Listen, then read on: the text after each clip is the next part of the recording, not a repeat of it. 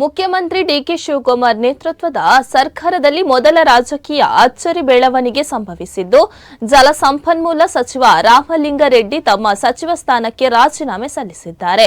ಖಾತೆ ಹಂಚಿಕೆ ವಿವಾದದ ಬೆನ್ನಲ್ಲೇ ಈ ಬೆಳವಣಿಗೆ ನಡೆದಿದ್ದು, ರಾಜೀನಾಮೆಗೆ ಖಾತೆ ಕಾರಣವಲ್ಲ, ಆದರೆ ತಮಗಾದ ನೋವು ಕಾರಣ ಎಂದು ಅವರು ಸ್ಪಷ್ಟಪಡಿಸಿದ್ದಾರೆ. ಇತ್ತೀಚೆಗೆ ಸಚಿವ ಸಂಪುಟದ 13 ಸಚಿವರಿಗೆ ಖಾತೆ ಹಂಚಿಕೆ ಮಾಡಲಾಗಿತ್ತು. ಸಚಿವರು ತಮ್ಮ ಇಲಾಖೆಗಳ ಅಧಿಕಾರಿಗಳೊಂದಿಗೆ ಸಭೆ ಆರಂಭಿಸುತ್ತಿದ್ದಂತೆಯೇ ರಾಮಲಿಂಗಾರೆಡ್ಡಿ ರಾಜೀನಾಮೆ ನೀಡಿರುವುದು ಸರ್ಕಾರಕ್ಕೆ ತೀವ್ರ ಮುಜುಗರ ಉಂಟುಮಾಡಿದೆ. ಸುದ್ದಿಗಾರರೊಂದಿಗೆ ಮಾತನಾಡಿದ ರಾಮಲಿಂಗಾರೆಡ್ಡಿ, ನಾನು ಯಾರ ಬಳಿಯೂ ಸಚಿವ ಸ್ಥಾನಕ್ಕಾಗಿ ಬೇಡಿಕೆ ಇಟ್ಟಿರಲಿಲ್ಲ.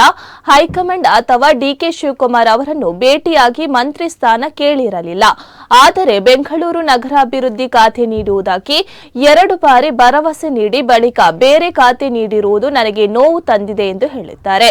ರಾಜೀನಾಮೆ ಪತ್ರಕ್ಕೆ ಸಹಿ ಹಾಕಿ ಕಳುಹಿಸಿರುವುದು ಅವರು ಖಾತೆ ಹಂಚಿಕೆ ಮತ್ತು ಬದಲಾವಣೆ ಕುರಿತು ಎಲ್ಲವನ್ನು ಬಹಿರಂಗಪಡಿಸಲು ಸಾಧ್ಯವಿಲ್ಲ. ಹೈಕಮಾಂಡ್ ಜೊತೆ ಯಾವುದೇ ಮಾತುಕತೆ ಅಥವಾ ಮನವೊಲಿಕೆ ನಡೆದಿಲ್ಲ.